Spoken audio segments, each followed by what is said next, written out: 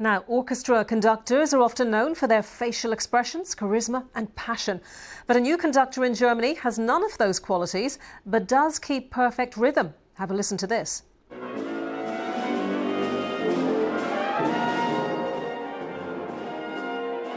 A three-armed robot has made its debut as an orchestral conductor in Germany, wielding three glowing batons.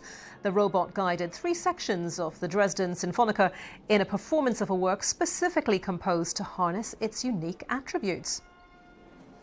And I'm pleased to say I'm joined now by Andreas Gundlach, the composer who wrote the piece of music that this robot conducted. Andreas, good to have you with us on BBC News. I have to tell you, to begin this conversation, that this story has generated so much chat in the newsroom today. We've all been absolutely fascinated by it. So tell us how you began this project. Yes, first of all, I want to say hello. Thank you for inviting me to this interview.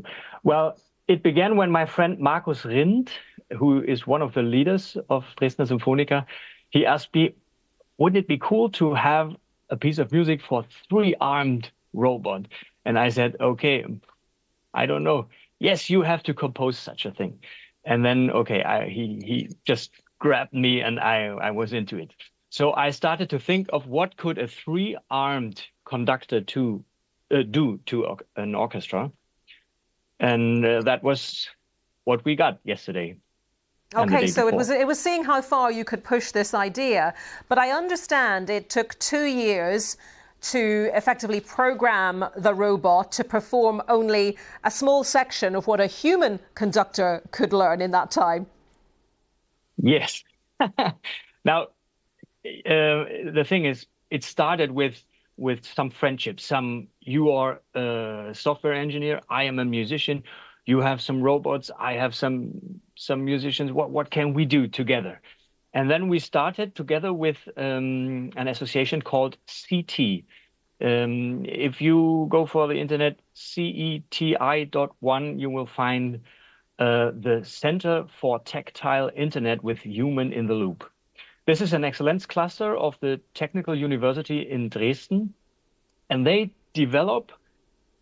are developing communication systems between humans and machines, because this is what we all have to face in the future. Machines will take part of our lives.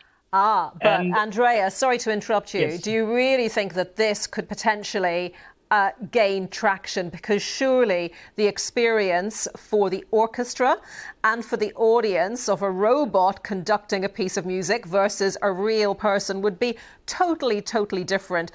Music is about emotion and passion, all of those things, something a robot can't do.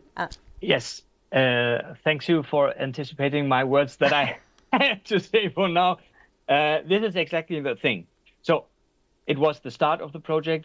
And then we experienced exactly these things. We don't need technical movements. We really need sensual movements so that the orchestra could watch the music.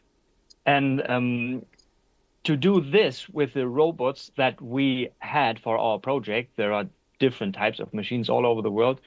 To do this with what we found was a process that took more than a year then after starting the project. We're nearly to have them doing really sensual movements. We're nearly out of time, Andreas, but I just want to fit in one more question, if I may. The name of the piece of music you composed was called Semiconductor. Was that a deliberate wordplay there? A little bit of humor from you, perhaps? Yes, it was. Because a real live conductor, his first position is to listen what comes from the musicians and then to react and put things together. What we had is a robot that could only give the signs. This is only the half of a real conduction, and so it's called a semiconductor. Andreas, we are out of time, but thank you so much for talking to us today. Andreas Gundlach. A question of three arms good, two arms much better. So do stay with us here on BBC News.